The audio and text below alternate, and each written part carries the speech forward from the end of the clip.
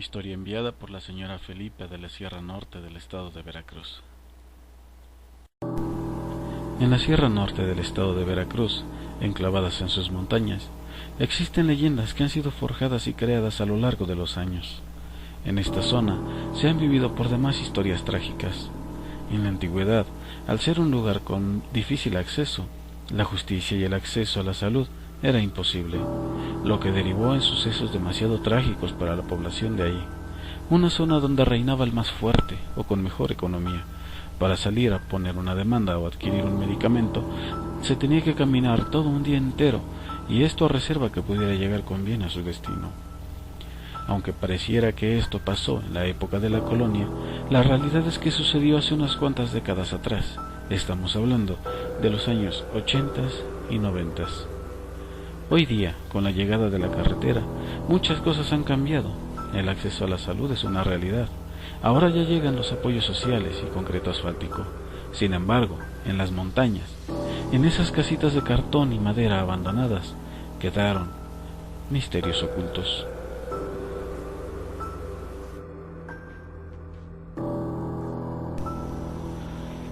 La historia que te voy a contar me sucedió por ahí del año de 1993. Tenía ya 4 años de casado. Ese día, mi esposo se fue a trabajar al río. Aquí los hombres tienen que salir a donde está la siembra a cuidarla, porque si no en la noche los animales acaban las mazorcas y luego ya no tenemos que comer. Él salió bastante temprano. Se fue como a las 4 de la mañana. Yo me levanté a la 1 para hacerle sus tortillas para que se llevara. Como se iba a quedar allá, tenía que llevar para el día y para la noche. Cuando él se fue, yo ya no pude regresar a la cama, pues aquí desde muy temprano hay que ir a ordeñar, hacer el desayuno para los niños. Por ahí de las 10 de la mañana, cuando terminé mi quehacer, junté toda la ropa sucia, la hice maleta en una cobija y me la llevé al arroyo a lavar. El arroyo está cerquita de la que antes era la casa, está como a unos 500 metros. Ahí en los lavaderos ya estaba Mari, pobrecita, cómo la fueron a casar tan niña, y con ese viejo ya bien viejo, pero aún así hacía todo lo posible por echarle las ganas. Ya estaba lavando. Hacía un día bien bonito, el sol estaba bien brillante. Llegando descargué mi maleta que llevaba en el mecapal, busqué una piedra o un lavadero como le conocen ustedes allá en la ciudad y me puse a lavar. Le pregunté a Mari cómo estaba y me dijo que bien. Con solo 13 años ya estaba embarazada la pobrecita, de un viejo como de 30 años más viejo que ella. La vi toda pálida y cuando terminamos de lavar la invité a la casa para que se echara un desayuno.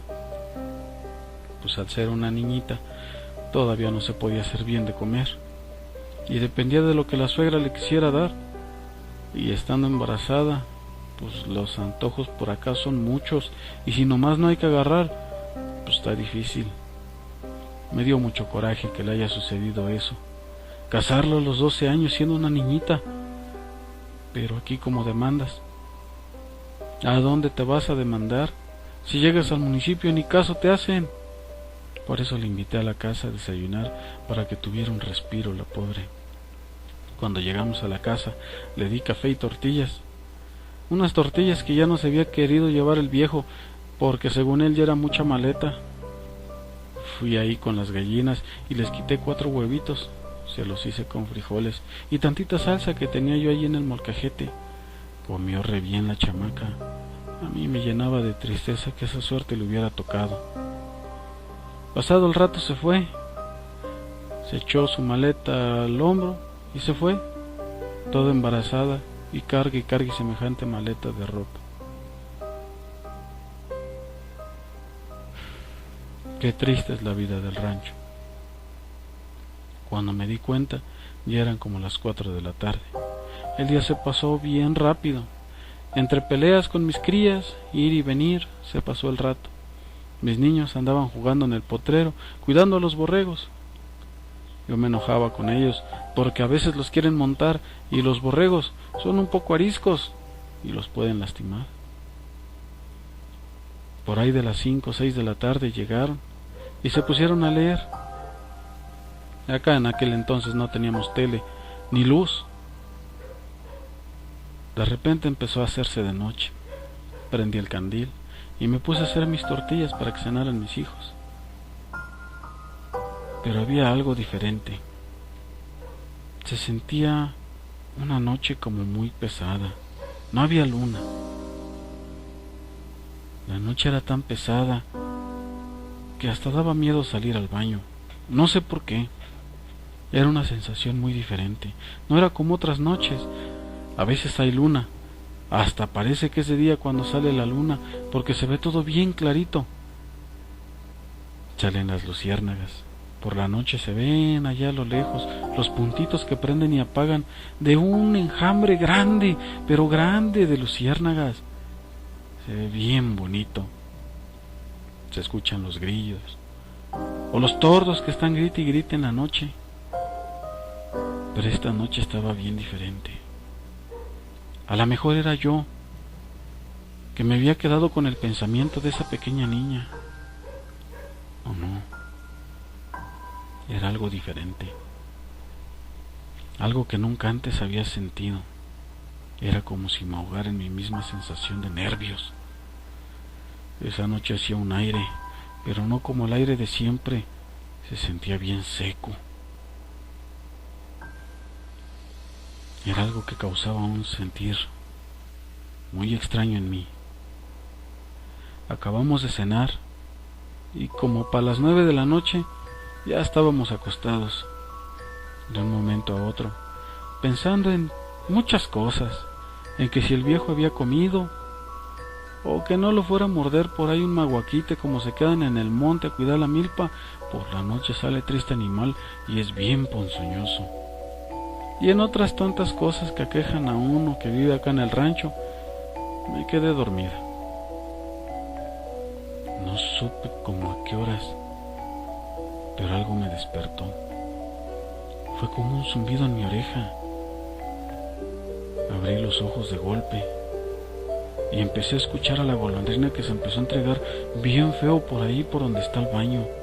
La golondrina era una perrita negra con manchas blancas que un día llegó. Pasaron arreando unas vacas arriba en el camino. La perrita se bajó a la casa y ahí se quedó. Le empecé a dar de comer y se volvió mi compañera. Me acompañaba a todos lados. Si me iba a ordeñar, se iba delante de mí en la noche. Y si veía que me quedaba tantito, ahí se esperaba o de plano se regresaba por mí. Pues esa misma perrita se entregaba bien feo ahí por donde teníamos el baño. Como en esos días no había carretera, pues no había ley, no había nada.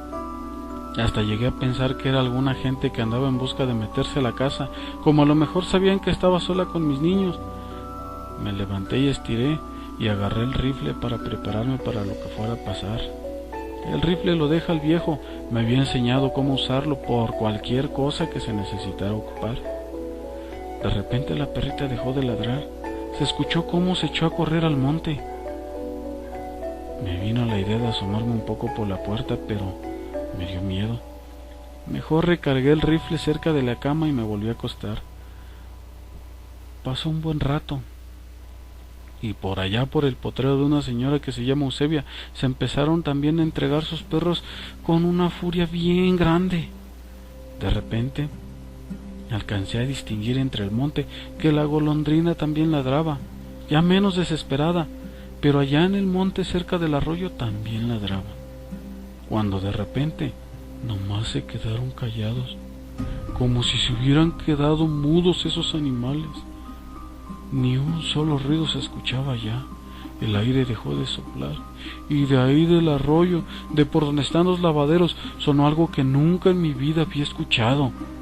Primero fue como un golpe, como si algo muy grande se hubiera caído. Y después un grito que no distinguía si era de hombre, mujer o un animal. Se escuchó cómo retumbó entre las joyas de los cerros.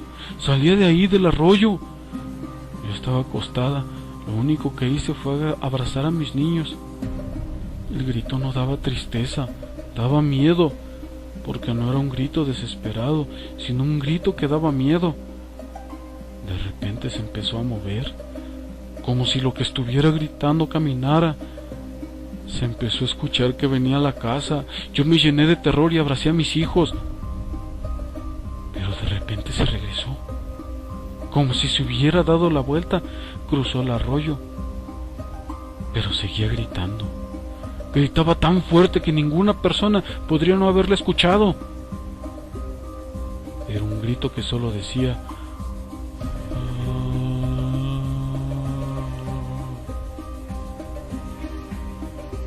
me dio tanto miedo que yo no sabía qué hacer. Traté de empezar a decir un Padre Nuestro, pero por Dios santo, por el miedo que yo tenía no podía concentrarme. Me temblaban las manos. Aun cuando los abrazaba bien fuerte a mis niños, me temblaban las manos. Esa cosa cruzó el arroyo y se fue por todo el camino real con dirección al potrero de doña Eusebia. El camino real, hay un momento que de cerro a cerro pasa bien enfrente de la casa de nosotros, y por ahí se escuchó bien clarito que el grito era de una mujer que iba gritando. De un momento a otro, como si a un radio le bajaran el volumen, se escuchó ya muy despacio, como si estuviera ya muy lejos, y todo vuelve a la normalidad. El viento empieza a soplar, algunos perros aúllan y otros ladran. Yo ya no pude conciliar el sueño, me daba miedo que fuera a regresar esa cosa.